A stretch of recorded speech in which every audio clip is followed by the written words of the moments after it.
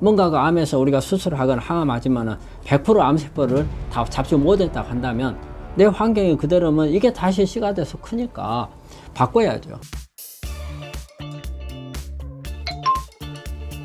암 환자 하루 식사 얼마나 먹어야 할까요? 우리 이제 암 환자분들 식사하는 부분은 상황에 따라서 조금씩 다르겠죠. 이제 우리가 일반적인 이제 암 환자들 식사하는 것도 뭐 그게 뭐 암 환자만의 특별하게 그런 부분들은 아니죠. 하지만 이제 특별한 케이스라 하면은 이제 항암을 한 경우라든지 그리고 아니면 수술을 했다든지 이런 경우에 식이요법은 좀 다르죠. 특히 이제 위암 같은 경우는 뭐 한 6차례 이상으로 이렇게 나눠서 먹어야 되고, 또 항암하는 경우는 식사를 하기 거부가니까 뭐 유동식이라든지 부드러운 음식이라든지 그 다음에 한꺼번에 다 못 먹으면 몇 차례 나눠서 먹고 이런 부분들이 거고. 근데 이제 일반적으로는 우리가 하루에 일반 사람들하고 같다고 봐야 돼요. 단지 뭐냐면 암세포에 어떤 영향을 줄 것인가. 암을 가지고 있지 않는 사람은 이제 뭐예요? 양을 가지고 따지고 어떤 것을 중심으로 할 것인가, 이제 이런 부분들인데, 식사 타임으로 이야기를 한다면 우리 암 환자들이 하는 방법들 중에 보면 간헐적 단식이란 말이 있고요.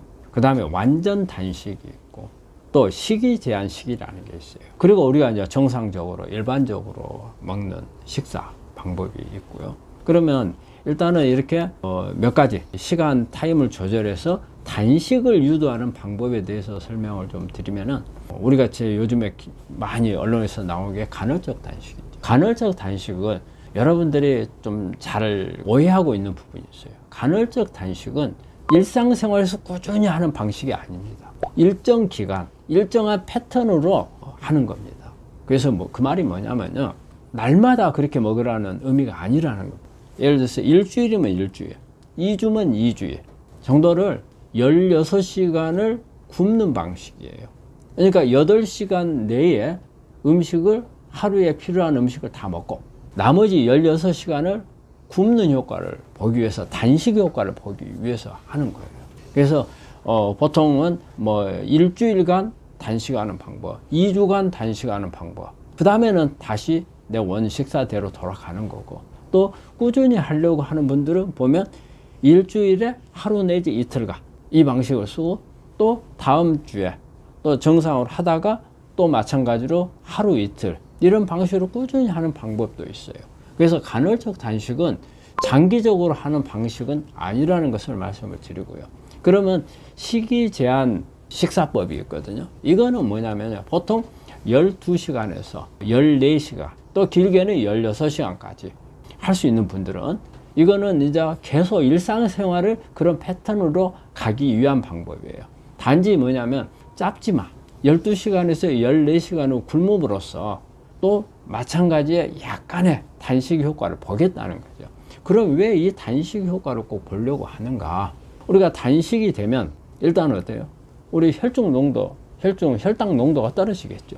그때는 어때요? 우리 혈당 농도가 떨어지니까 암세포가 가져갈 수 있는 영양분이 적죠. 그리고 또 우리 몸 안에 있는 지방이라든지 이런 데 쌓여있는 노폐물들을 끌어낼 수 있는 기회거든요. 많이 몸 안에 포도당이 안 들어오니까, 일단 이때는 에너지를 써야 되는데 포도당이 안 들어왔으니까 내 몸에 있는 지방을 끄집어내서 쓰는 거죠. 이 지방을 끄집어낼 때 우리 이 지방은 우리 몸에서는 어떻게 보면 우리 몸의 창고 역할을 해요. 그러면 뭐 좋은 것도 넣어놓겠지만 우리가 우리 몸에 있으면은 우리 몸에 해를 끼칠 수 있는 것은 다 지방에다 넣어놓거든요. 그러면 지방이 흘러나오면서 이런 부분들도 제거가 되는 거죠. 그래서 해독 효과를 또 같이 볼 수가 있어요. 그래서 단식은 그렇게 포도당을 줄여서 암을 억제하는 효과와 또 이제 우리가 해독하는 그런 역할을 많이 효과를 얻을 수가 있기 때문에 단식을 하는 거고. 그래서 이제 우리가 일반적으로는 식이 제한 식단이나 간헐적 단식 이걸 많이 쓰는데, 우리 환자분들 옛날에, 요즘에 참 그런 경우가 안 해요. 그런데 옛날 완전 단식을 하는 경우가 있어요. 완전 단식을 할 때는 부작용들이 올 수가 있어요. 단식을 하는 동안에 어때요? 우리 몸에 영양분이 공급이 안 되니까 어떻게 보면 암을 억제하는 효과는 좋을 수 있죠. 암세포를 뭐 굶겨라 이런 게 있잖아요. 그 암세포를 굶길 때 나오는 게 단식이니까. 근데 문제는 단식을 하고 나서 회복할 때가 문제죠. 회복할 때쯤 되면은 내 생리적 기능이 다 깨져버리는 경우가 있어요. 생리적 기능이 깨지지 않는 상태에서 내가 어떤 암세포를 굶길 수 있는 효과만 보고 내 생리적 기능은 빨리 회복을 해야 되는 건데, 그 부분이 같이 깨져버리게 되면 가장 문제가 되는 게 저는 면역이라고 봐요. 면역이 떨어져 버려요. 면역 기능이. 생리적 기능이 이렇게 정상 세포의 기능이 떨어진 거거든요. 그럼 우리 면역세포가 정상 세포죠. 기능이 떨어져 버리게 되면 단식을 통해서 얻는 효과가 나중에는 내 몸의 생리적 기능 떨치죠, 면역 떨치죠, 오히려 마이너스 효과를 낼 가능성이 있어요. 그래서 완전 단식은 별로 그렇게 바람직하지 않다는 거고요. 그래서 이렇게 단식을 이렇게 한번 살펴보면 그렇고, 그 다음에 식사 타임을 가지고 한번 보게요. 우리가 일반적으로 식사 타임은 아침, 점심, 저녁을 먹죠. 근데 아침, 점심, 저녁을 언제 먹는 게 가장 좋을 건지, 그 다음에 요즘에 젊은 층들은 아침 굶는 사람들이 많아요. 오히려 점심, 저녁을 먹어요. 그러면 아침, 점심만 먹는 사람, 그 다음에 점심, 저녁만 먹는 사람, 어느 게 더 안 좋을까요? 점심, 저녁만 먹는 사람이 훨씬 안 좋아. 그거는 뭐냐면요, 우리가 아침, 점심, 저녁을 골고루 먹는 게 오히려 좋다고 그래요. 왜냐하면 양을 분산을 시키는 거거든요. 근데 아침, 점심만 먹은 사람들은 아침, 점심에 하루에 먹을 것을 다 먹어야 돼요. 그러면 내가 하루에 먹는 양이 100이라고 생각한다면 아침, 점심으로 해서 50씩 먹는 거예요. 그러면 실제 그 끼니에 먹었던 50은 사실은 내 몸에서는 상당히 오버된 양이 되는 거거든요. 그러면 그 타임에서는 혈당 농도가 확 더 올라갈 수가 있어요. 그 암세포에 훨씬 더 많이 갈 수 있어요. 그런데 아침, 점심, 저녁으로 먹는다면 분배가 되죠. 근데 점심, 저녁을 먹는 경우에는 아침, 점심 먹는 경우보다 더 나쁜 이유는 우리 몸에 생리적으로 가장 우리 몸에 어떤 혈당을 조절하기 위해서 인슐린이나 소화효소가 나오는데, 그게 가장 많이 나오는 때가 아침이에요. 아침은 밥을 먹고 빨리 활동을 해야 돼요. 그게 진화적으로 우리는 해가 떠 있을 때 일을 하고 해가 지면은 쉬어야 하잖아요. 그러니까 아침에 해가 떠서 일을 해야 되니까 생리적으로 에너지를 많이 만들 수 있게끔 그렇게 구조가 그렇게 돼 있어요. 그런데 어때요? 아침, 저녁을 아침을 안 먹어버리면 그때가 나오는데, 아침을 안 먹는 사람은 점심, 저녁을 먹거든요. 그러니까 점심, 저녁을 먹는데, 그러면 대개 점심, 저녁을 먹는 사람들이 그러면 언제 또 많이 먹어요? 저녁에 많이 먹거든요. 근데 저녁에는 이제 우리 진화적으로, 우리 몸이 유전자적으로 저녁에는 쉬는 개념이에요. 옛날에는 이렇게 밝은 등이 없었을 때는 어때요? 저녁 되면 깜깜해지니까 자동으로 쉬잖아요. 쉬기 때문에 에너지가 많이 필요가 없어요. 그러면 이때는 인슐린도 많이 안 나와요. 그 다음에 소화효소도 많이 안 나와요. 그런데 그때 몽땅 먹어버리는 거예요. 그렇게 되면은 우리 몸의 생리적 기능은 떨어지고, 우리 세포 안에 들어가는 포도당은 많이 못 들어가고, 근데 암이 있다면 이 혈당을 다 암세포가 끄집어 가겠죠. 그래서 점심, 저녁만 먹는 사람들은 좋은 게 아닌 거죠. 아침, 점심 먹는 사람보다. 그렇지만 아침, 점심 먹는 것보다는 아침, 점심, 저녁을 다 먹는 게 오히려 낫다는 거예요. 그거는 뭐냐면 양을 나눈 거예요. 한꺼번에 우리가 빨리 먹으면 안 좋은 이유가 갑자기 혈중 농도가 혈당이 올라가거든요. 그럼 많이 먹으면 많이 올라갈 거 아니에요. 그렇기 때문에 적게 먹기 위해서는 나누는 게 낫죠. 나누면은 치솟아 올라가질 않으니까. 그러면 이제 어느 때 양을 분배를 잘해야 돼요. 또 이때는 아침에 소화 기능이 좋잖아요. 그러니까 아침에 많이 먹고, 점심 때는 조금 줄이고, 그리고 저녁 때는 아주 최소로 먹게끔 아주 적게 먹는 이런 방법을 써야 되고, 또 이럴 때 우리가 탄수화물, 지방, 단백질이 주 우리 영양소잖아요. 그러면 이거는 어떻게 분배를 할 것인가? 이 분배에 있어서는 아침에는 우리가 되게 복합 탄수화물을 많이 먹는 게 좋다고 그래요. 그래서 탄수화물에 대한 소화가 아침이 좋아요. 그런데 우리가 그냥 단순당이라든지 일반 탄수화물을 많이 먹게 되면 우리가 혈당치가 많이 올라가서 암세포에 오히려 성장에 도움을 주잖아요. 그렇기 때문에 탄수화물은 많이 먹어야 되겠는데, 그러면 이때 탄수화물을 먹을 때 복합 탄수화물, 식이섬유하고 같이 많이 포함이 되어 있는, 우리가 현미라든지 보리라든지 통밀이라든지 뭐 이런 부분들을, 뭐 귤이나 이런 부분들을 먹으면 탄수화물을 우리가 충분히 소화를 시킬 수가 있고, 그 다음에 칼로리는 그렇게 많이 높이지 않아도 되거든요. 그래서 복합 탄수화물 아침에 먹는 게 좋고요. 그 다음에 이제 지방은 언제 먹는 게 가장 좋으냐? 지방은 점심 때 먹는 게 좋다고 되어 있어요. 점심 때 지방 대사가 좋아요. 그리고 또 점심 때는 오후에 활동을 하거든요. 그래서 많이 쓸 수가 있어요. 그래서 지방은 점심 때 좋고요. 단백질은 골고루 먹는 게 좋다고 되어 있어요. 그런데 이제 저녁은, 그럼 일단은 저녁은 쉬어야 되니까 최소로 줄이는 거죠. 줄이고 부드러운 음식을. 그래서 거칠거나 이렇게 소화가 잘 안 되는 것을 했을 경우에는 저녁에 내 잠을 잘 때까지 나를 괴롭혀요. 효과를 많이 내지도 못하면서 오히려 안 좋은 그런 상황이 되는 거죠. 우리가 저녁을 먹는 시간을 또 잘 생각을 해봐야 돼요. 저녁 먹는 시간을 언제 하는 게 좋은가? 일반적으로 수면하고 관련을 해서 식사 시간을 하는데 내가 자는 시간으로부터 4시간 전까지 식사를 끝내야 된다는 겁니다. 그러면 내가 만약에 10시에 잔다. 그러면 6시까지는 끝내야 돼요. 11시에 잔다. 그러면은 7시까지는 끝내야 되는 거죠. 그래서 가장 좋은 거는 한 5시에서 7시까지 먹는 게 좋고, 5시에 식사를 할 수 있으면 아까 말한 식이 제한 식단을 유지할 수도 있는 방법이에요. 되게 5시에 먹으면 그 다음날 아침 7시까지 하면은 어때요? 한 14시간이 되죠. 그러면은 충분히 그런 단식 효과도 같이 볼 수가 있어요. 세 끼를 다 먹으면서도 단식 효과를 볼 수 있는 방법이거든요. 그러면서도 세 끼를 먹기 때문에 식사량 분배를 할 수가 있기 때문에 혈당이 치솟아 올라가는 것을 막아줄 수가 있는 거죠. 그래서 이런 방법들이 우리가 식사를 하는 데 있어서 시간 조절을 하는 그런 방법들이 되겠습니다. 암 걸리기 전에 식사와 걸린 후의 식사는 어떻게 달라야 할까요? 그러니까 암에 걸리기 전에 내가 했던 습관, 이런 부분들이 암에 걸리고 나서는 잘못된 부분이 있으면 고쳐야죠. 그 습관대로 가면 내가 수술이나 항암 방사선을 하더라도 내 몸에 있는 환경은, 암을 만드는 환경은 그대로 가는 거잖아요. 그러니까 나중에는 재발 전이로 갈 수 있는, 뭔가가 암에서 우리가 수술을 하거나 항암하지만은 100% 암세포를 다 잡지 못했다고 한다면 내 환경이 그대로면 이게 다시 씨가 돼서 크니까 바꿔야죠. 근데 되게 이제 아침을 먹지 않았던 분들, 특히 이제 젊은 암 환자분들이 그런 경향이 많아요. 사회생활에서 바쁘다 보니까 젊은 층들이 아침 안 먹는 게 습관이 된 분들이 많고, 오히려 그런 습관이 되다 보니까 아침을 먹으면 거부감 거예요. 나는 아침 먹으면 거부하니까 안 먹습니다. 차라리 안 먹는 게 편하지 않나, 내가 편한 대로 가는 게 좋지 않냐 하는데, 제가 아까도 이야기했지만은 에너지는 분배를 나누는 게 좋아요. 한꺼번에 많이 먹는 것은 좋지 않아요. 그래서 우리가 빨리 먹는 것도 안 좋다 하는 이유가 그거예요. 천천히 먹으면 혈당이 올라가는 것을, 피크로 치고 올라가는 것을 막아줄 수가 있거든요. 근데 빨리 먹으면 혈당이 팍 치솟아 올라요. 그리고 빨리 내려가 버려요. 그래 되면 결과적으로 먹고 나서 얼마 안 지나서 허기가 져요. 허기가 지니까 또 간식을 먹게 돼요.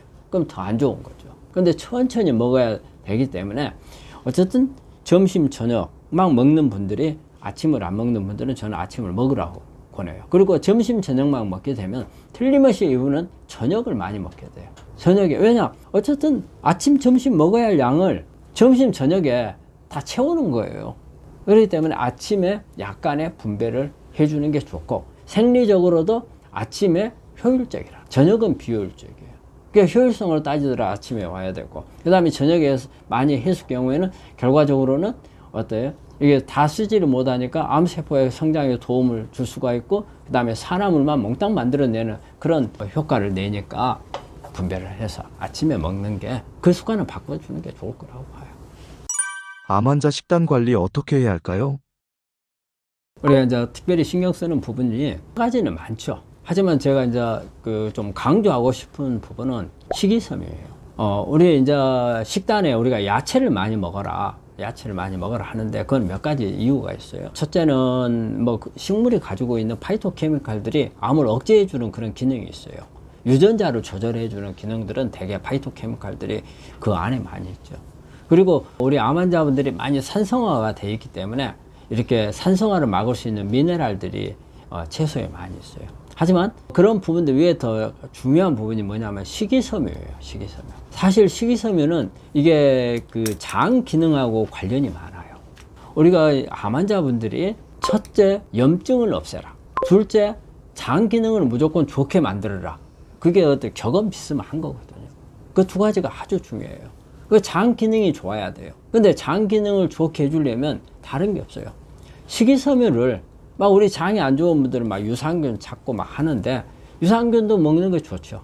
그런데 식이섬유를 꼭 공급을 해줘야 돼요. 그래야 이 식이섬유가 우리 장에서 좋은 균들을 유해균들을 없애버리고 유익균들을 만들어내는 효과를 돼요. 우리 식이섬유는 유해균들의 밥이 안 돼요. 유익균들의 밥이에요. 그래서 그런 식이섬유를 공급해 주는 것은 되게 야채 종류잖아요. 그래서 식이섬유를 공급을 해줘야 되는데 이 식이섬유를 얼마 정도 공급을 해줘야 될 건지 사실 그게 중요하거든요. 우리가 그냥 밥 먹으면서 한국 사람들은 뭐 반찬 다 채소로 나와요. 그럼 이것만 가지고 충분한 양인지 아니면 여기다가 특별히 암 환자들은 좀 더 먹어야 되는지 그러면 이제 기준이 있어야 될 거 아니에요. 그러면 어느 정도를 먹어야 된다고 나와 있냐면요. 대개 한 40g 정도를 먹어야 된다고 돼 있어요. 식이섬유로 40g. 그러면 식이섬유로 40g이면 우리가 먹는 음식으로 해서 몇 g 정도 되느냐. 우리가 채식이 되게 보면 물이 많이 들어있죠. 확 물을 짜버리고 나면 되게 10분의 1로 줄어들어요. 10분의 1로. 그러니까 예를 들어서 채식 100g 먹으면 식이섬유는 10g 나온다는 뜻이에요. 40g의 식이섬유를 먹으려면 우리가 야채나 이런 부분 채소 종류로 해서 400g을 먹어야 되겠죠. 하루에 400g을 먹으려면 그리 쉽지 않아요. 근데 우리 환자분들이 정말 정상적인데 장을 좋게 해줘서 장을 좋게 해주면 면역이 올라가요. 이 면역이 암을 없게 해주는 거. 또 우리가 장이 좋아지면 면역을 좋게 해준 반면에 여러 가지 우리가 항암제 속에 특히 면역 항암제들에 대한 내성을 막아주는 기능이 장 기능하고 관련이 있어요. 그리고 항암제 내성을 막아주는 것도 장 기능하고 관련이 있어요. 장 기능이 좋을수록 항암제나 면역 항암제의 어떤 내성이 빨리 안 온다고 되어 있거든요. 그래서 400g 정도의 채소를 먹어서 우리가 식이섬유가 한 40g 이상을 먹을 수 있도록 해야 돼요. 그러면은 사실 400g 먹으려면 사실 힘들어요.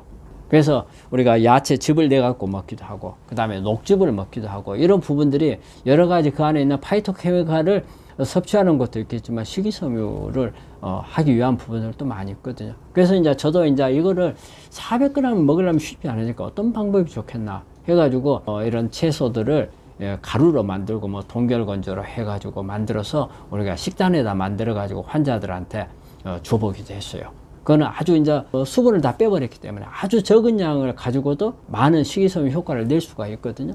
동결 건조를 하거나 이렇게 나노로 분해를 해버리면 아주 적은 양 가지고 효과를 낼 수가 있어요. 그래서 그런 방법을 비롯해서 다양한 방법들을 시도를 해보고 있습니다. 그런데 일단 하여간 중요한 거는 식이섬유를 많이 섭취를 해야 된다는 거죠. 식이섬유는 어느 한 가지를 먹는 것보다는 다양한 것을 여러 가지를 많이 먹는 게 좋아요. 그 다음에 식이섬유는 되게 우리가 뭐 잎채소뿐이 아니고 우리가 채소를 많이 먹잖아요.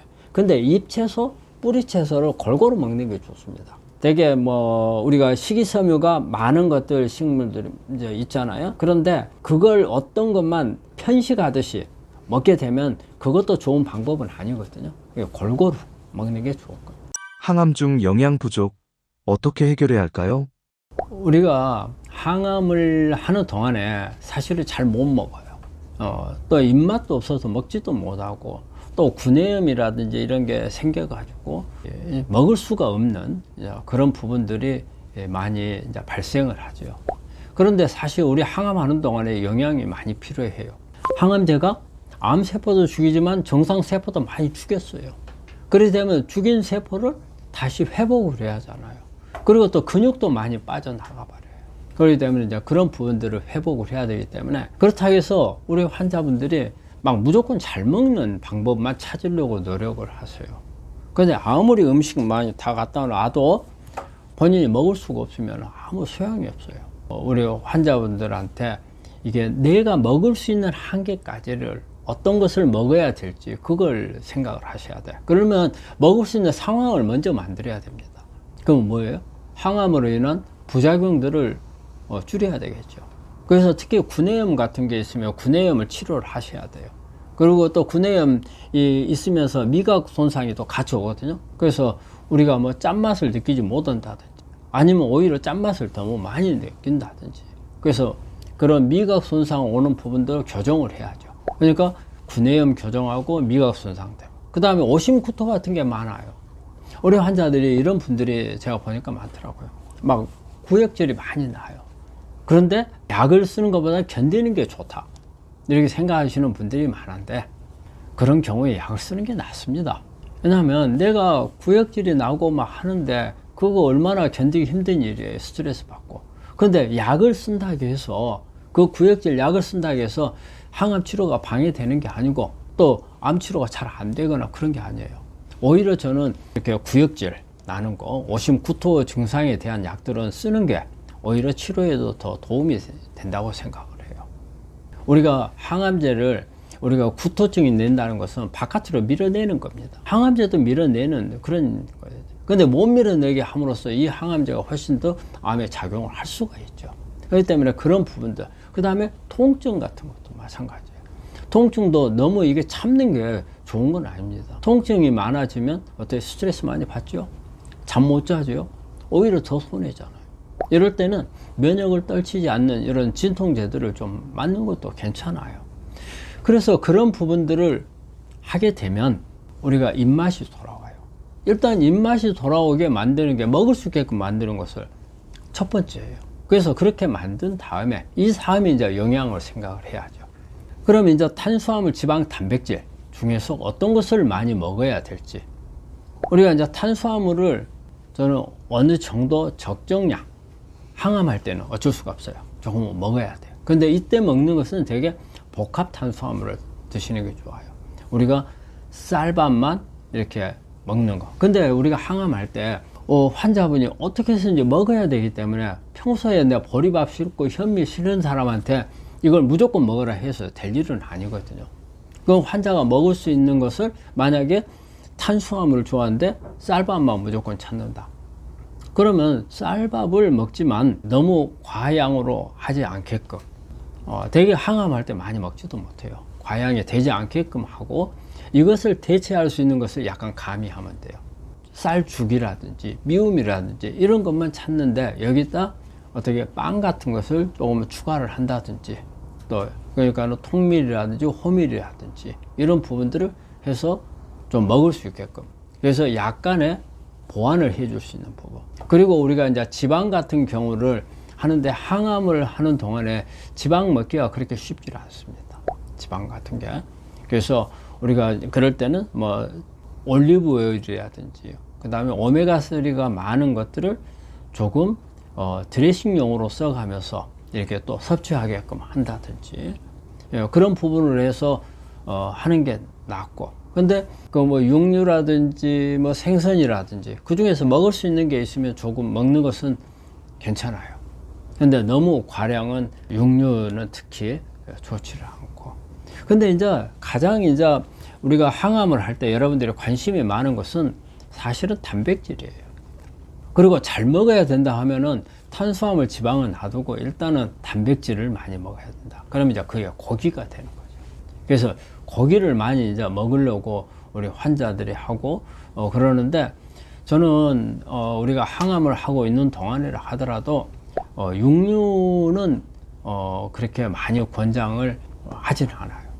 왜냐하면 육류 속에는 어쨌든 여러 가지 암을 치료하는 데 있어서 도움이 되지 않는 그런 부분들이 많기 때문에, 그래서 가능한 한 생선류를 권장을 많이 하죠.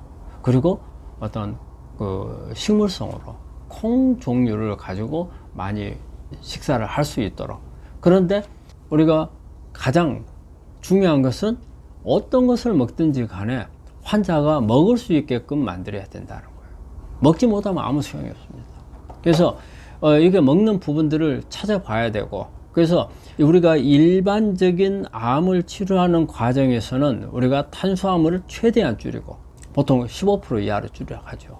그리고 단백질을 한 20%, 지방을 60에서 한 65% 정도까지 이렇게 올리는 이런 방법들을 우리가 일반적인 방법에서 그렇게 권유하죠. 그런데 우리가 이제 항암을 하고 있는 동안에는 조금은 달라져야 한다고 생각을 해요. 그렇게 하게 되면은 환자분들이 너무 힘들어서 못 합니다. 그래서 오히려 이럴 때는 탄수화물 비율을 조금 더 높이고 단백질 비중을 조금 더 높여주는 게 좋아요. 단백질 비중을 좀 더 높여주는 이유는 항암을 하는 동안에 파괴되는 정상세포를 회복을, 우리 정상세포 중에서는 면역세포도 해당이 되는 거거든요. 특히 우리 항암하는 동안에 호중구 많이 떨어지잖아요. 호중구도 어떻게 보면 면역세포거든요. 세포를 많이 생산을 해야 항암을 견딜 수가 있거든요. 그래서 단백질이 많아지는데, 이 단백질을 높이는 방법 중에서 본인이 육류를 안 먹으면 안 된다 하는 경우는 조금 드셔도 돼요. 하지만 너무 많이 드시는 것보다는 대체할 수 있는 것을 찾는 게 더 좋다. 그래서 생선 같은 거, 부드러운 생선, 그리고 콩을 이렇게 좀 가공을 해서, 뭐 두부를 좋아하는 분들은 두부도 되는 거고, 아니면 콩물을 만들어서 먹는 방법도 괜찮을 거고. 그리고 또 우리 한국 사람들은 뭐 청국장이라든지 된장이라든지 이런 부분들이 다 단백질이 많은 거거든요. 특히 또 발효가 돼 있는 거거든요. 그래서 그런 부분들도 많이 드시는 게 좋아요. 그래서 단백질을 높여야 되는데, 한 가지 고기 종류로 해서 나는 올려야 되겠다, 이거는 좀 그렇고요. 고기도 조금, 그 다음에 생선도 조금, 식물성으로 뭐 두부라든지 된장이나 청국장 이런 부분들을 같이 하다 보면 단백질 양은 충분해집니다. 그리고 이때 필요한 단백질 양이 엄청 많은 양은 아닙니다. 체중을 킬로그램을 그램으로 바꾸면 된다고 보거든요. 그래서 60kg다 그러면 최대 먹을 수 있는 것은 한 60g 정도 하루 그렇게 먹으면 되거든요. 그래서 항암을 한다고 해가지고 단백질이 필요하다고 해서 60kg인 사람이 80g, 90g, 100g 이렇게 필요한 건 아니거든요. 대개 우리가 일반적으로는 킬로그램에 60kg다 그러면은 한 50kg 정도면은 되는 걸로 되어 있거든요. 근데 항암할 때 단백질이 좀 더 필요하니까 자기 몸무게를 그램으로 바꾸는 정도의 양이면은 충분하리라고 생각을 해요. 그리고 이제 어떻게 환자가 먹을 수 있게끔 이제 조리를 할 건가, 이런 부분에서는 항상 부드럽고, 그 다음에 항암을 하는 동안에는 생으로 먹어서는 안 된다는 거예요. 생으로 먹으면 호중구가, 항암을 하는 동안에 호중구가 떨어지게 되면 감염 위험이 있기 때문에, 그렇기 때문에 익혀서 먹고, 그리고 너무 짜지 않게 너무 기름에 튀기거나 해서 이런 부분들을 더 먹기가 어렵거든요. 그래서 튀기거나 짜거나 그 다음에 향료를 쓰다가 하더라도 자극적이지 않는 이런 부분들을 써가지고 조리하는 방법, 그래서 그런 방법들을 이용을 해서 우리 항암을 하는 동안에 식사를 하시면은 원만하게 되리라 생각합니다. 구독자님이 댓글로 남겨주신 질문입니다. 안녕하세요. 요즘에 교수님 방송을 많이 보고 있어요. 저는 간암에 걸려서 수술 1회, 색전술 4회, 주사 항암 8회, 알약 항암 90일 하고도 암이 없어지지 않아서 5일 전에 색전술을 한 번 더 했어요. 이런 상황에서도 식단 조절을 잘하면 암이 조금이나마 괜찮아질까요? 어쨌든 식사 조절을 잘 하는 것은 우리 암 환자가 꼭 해야 되는 그런 부분인데, 제가 여기서 색전에 대해서 좀 말씀을 드릴게요. 우리가 색전을 한다는 것은 특히 이제 간암에 이제 많이 쓰는 방법이죠. 대개 이제 사이즈가 적은 암에 이 암 덩어리 안에 들어가는 혈관을 막아버리는 거거든요. 막아버리고 거기다가 뭐 알코올이라든지 아니면 항암제를 갖다가 넣어서 이 암을 괴사를 시키는 거거든요. 이게 아주 사이즈가 적은 암에 있어서는 효과가 상당히 좋습니다. 근데 항상 문제가 되는 부분은요, 이 암을 막아버리게 되면 이 안에 산소 공급이 차단됩니다. 차단이 되면 우리 그 암세포들은 이거를 극복하기 위해서 HIF라는 그런 하이폭시 인듀스드 팩터라는 게 있어요. 그래서 이걸 만들어냅니다. 이걸 극복하기 위해서, 그 환경을 극복하기 위해서. 이게 암을 악화시킬 수 있는 요인이 돼요. 특히 줄기세포 쪽을 유도할 수 있는 그런 부분이 있어요. 그래서 색전을 하는 분들은 이게 만들어지는 부분들을 억제할 수 있는 부분들이 조금은 치료가 필요합니다. 이럴 때 우리가 정상 조직에는 산소 공급이 좀 더 잘 돼야 되고, 암세포는 지금 그런 차단을 시켰잖아요. 차단을 시켰기 때문에 여기서 만들어진 2차적인 부분, HIF를 억제하는 부분들을 치료할 수 있는 이것을 권합니다. 구독자님이 댓글로 남겨주신 질문입니다. 비트 하루에 얼마나 먹어야 하나요? 비트는 저는 그래요. 어떤 비트를 얼마나만큼 많이 먹어야 된다고 이렇게 정해져 있는 기준은 별로 없죠. 근데 대개 이제 저한테 이제 물어보면 저는 한 반 개 정도 먹는 게 좋다고 그렇게 설명을 드립니다. 근데 비트는 좀 더 먹는다 해서 나쁠 게 없어요. 좋아요. 저는 비트 안에 들어있는 그 베타인이라는 성분이 상당히 우리 항암하는데 도움을 많이 주고요. 또 유전자 조절하는데도 도움을 줍니다. 그리고 우리가 위산을 생산해서 소화를 하는데도 베타인이 영향을 주거든요. 그 외에 이 안에는 미네랄이 아주 많이 들어있습니다. 우리 암 환자분들은 어떻게 해서든지 미네랄 섭취를 많이 해야 되거든요. 특히 자연에 있는 미네랄들이 좋아요. 우리가 가공한 미네랄보다도. 근데 우리가 자연에 있는 미네랄이라고 하면 되게 우리가 히토류라는 말을 써요. 히토류. 우리가 아주 세 양이지만 사실 우리 몸에 어떤 암을 조절하는 역할을 할 수 있는 그런 미네랄들이 있어요. 되게 보면 뭐 우리 유전자를 조절한다든지 이런 부분에 영향을 주고 또 생리 기능에 영향을 줘서 우리가 암을 치료하는 데 도움을 될 수 있는, 아직까지 정확하게 과학적으로 규명은 안 되어 있지만 그런 부분들이 있다고 그래요. 그래서 그런 히토류들이 많이 있는 것은 가공한 미네랄들은 히토류가 들어가 있기 어렵거든요. 되게 자연에서 얻는 거. 그래서 비트 같은 경우에 저는 그 미네랄 때문에도 우리 환자들한테 아주 많이 권하고요. 그 외에도 이 안에는 비타민도 들어있고 식이섬유도 들어있고, 그래서 아주 우리가 채소 중에서는 가장 우리 완전 식품 쪽에 가까운 게 저는 비트가 아닌가 생각을 해요. 그렇지만 뭐든지 과식을 하는 건 좋은 건 아니거든요. 비트 같은 경우도 많이 먹게 되면 소화불량 같은 게 생길 수 있어요. 그래서 적정량이 좋은데, 제가 보통 권하는 것은 하루에 한 반 개 정도 먹으면 그게 좋을 거라고 봅니다.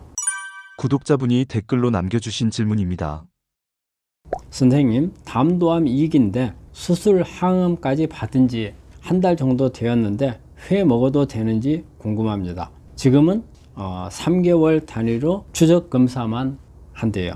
지금 항암을 끝난 지가 아마 한 달 정도 되셨다고 하는 것 같은데, 지금 항암하고 난 후에 우리 골수가 억제되어 있는 부분들을 회복을 하거든요. 그래서 어느 정도 올라오기는 했을 거예요. 근데 완전하게 올라오지는 아직까지는 않았다고 그래요. 왜냐하면 항암을 여러 차례 했기 때문에.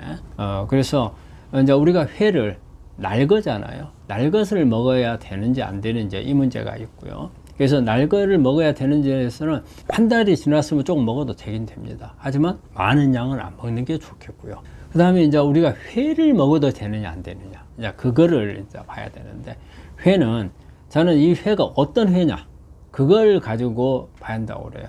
회가 무조건 나쁜 건 아니거든요. 그런데 예를 들어서 우리가 양식한 생선을 가지고 만든 회냐, 아니면 또 우리가 아주 큰 바닷속에서 오랫동안 살았던 생선, 뭐 연어, 참치, 뭐 방어, 그 다음에 뭐 아주 큰 갈치, 뭐 문어, 그래서 바닷속에서 오랫동안 살았던 이런 생선들은 수온 축적이 상당히 많이 있거든요. 그래서 이런 것 같으면은 그렇게 권하고 싶지는 않거든요. 그리고 양식한 생선이라. 그런데 우리가 자연산으로 뭐 조그마한 생선들, 이런 것들은 뭐 조금 먹어도 괜찮다고 봐요. 그래서 두 가지죠. 하나는 항암한 지 얼마 안 됐는데 먹어야 되느냐 안 되느냐. 거기에 있어서는 한 달 정도 지났으면 검사를 한번 해보세요. 그래가지고 호중구가 좀 올라가 있거나 백혈구가 한 3000 이상 가 있다면 뭐 조금 드셔도 괜찮습니다. 네. 암 환자 외식할 때 주의사항이 있을까요? 우리 암 환자분들이 외식을 가능 안 하는 게 좋죠. 왜냐하면 외식이라는 것은 오는 손님들의 입맛을 맞춰줘야 올 거 아니에요. 근데 그 입맛을 맞추다 보면은 어떤 조미료를 쓸 수밖에 없어요. 근데 이런 조미료들이 우리 암 환자분들한테는 건강에 크게 도움이 되지 않는 부분들이어서 그런 조미료 문제가 있어서도 주의를 해야 되고, 그러다 보면은 우리가 이제 나름대로 잘 아는 식당에 조미료를 천연 조미료를 쓰는 이런 식당이 있다면 좋겠죠. 근데 사실 그런 부분들을 기대하기는 크게 어렵고, 만약에 꼭 한다면 우리가 채식만 하는 이런 식단들이 있거든요. 이런 데는 보면은 되게 이제 천연 조미료를 많이 쓰니까 그런 데를 찾는 게 좋고요. 그 다음에 이제 재료를 어떤 것을 썼느냐. 음식 재료를. 우리가 뭐 육식이라든지 채식이라든지 이런 데서 나오면은 뭐 유기농이라는 게 나오고, 그잖아요. 뭐 친환경이 나오고. 근데 어떤 재료를 썼는가. 우리가 재료를 알 수가 없잖아요. 그래서 그런 재료들을 우리가 좀 제대로 우리가 알 수 있는 그런데, 그래서 좋은 재료를 우리가 유기농을 못 하더라도 친환경 정도로 하거나, 아니면 또 그 안에 위생 정도, 위생이라는 것도 상당히 이게 중요하거든요. 그런 부분들을 얼마만큼 잘 했느냐. 이런 부분들을 우리 생각을 해야 되고, 또 하나는 첨가물들이에요. 우리가 이제 그 조미료만이 아니고 그 외에 그 첨가물들이 들어간 경우가 있거든요. 이런 부분들 중에서 유해한 첨가물들이 들어갔는가 안 들어갔는가, 이런 부분들을 잘 고려해야 되기 때문에, 그래서 외식을 할 때는 사실은 그런 부분들을 우리가 원하는 만큼 기대하기는 어려워요. 그래서 가능한 우리 환자분들은 집에서 식사를 준비하시는 게 좋겠고, 또 집에서 먹을 때도 아무 식단이나 갖다 했을 때는 밖에 나가서 먹는 거하고 똑같아요. 그러면 나름대로의 어떤 그 엄선한 식자재라든지 양념이라든지 이런 첨가물이라든지 이런 부분들을, 믿을 만한 부분들을 자기가 직접 구해서 사용을 하는 게 가장 바람직해요. 그래서 어쩔 수 없는 경우에 어쩌다 한번 외식을 한다 했을 때는 뭐 그런 부분도 괜찮지만, 외식이라는 게 이것도 상당히 제가 볼 때는 중독성이 있는 것 같아요. 평소 때는 외식 안 해요. 그럴 때는 집에서 식사를 잘 하는데 어쩌다 한번 외식을 하게 되면 그 맛을 머릿속에 남아요. 그래가지고는 또 가서 먹고 싶다는 생각이 들어요. 그래가지고 또 나가게 되고. 그런데 처음에는 어쩌다 한 번이다 이런 생각을 하는데, 어쩌다가 보니까 어쩌다가 2번 되고, 어쩌다가 2번이 아니고 여러 번 되면은 그때부터 문제가 되죠. 그렇기 때문에 가능한 한 우리가 담배를 끊을 때 뭐래요? 담배를 줄여서는 안 된다. 담배를 끊어야 된다. 이렇게 말하거든요. 그렇듯이 이런 그 외식 문제도 내가 내 몸을 치료하기 위해서는 조금은 강단 있게 조절을 하는 것을 원합니다.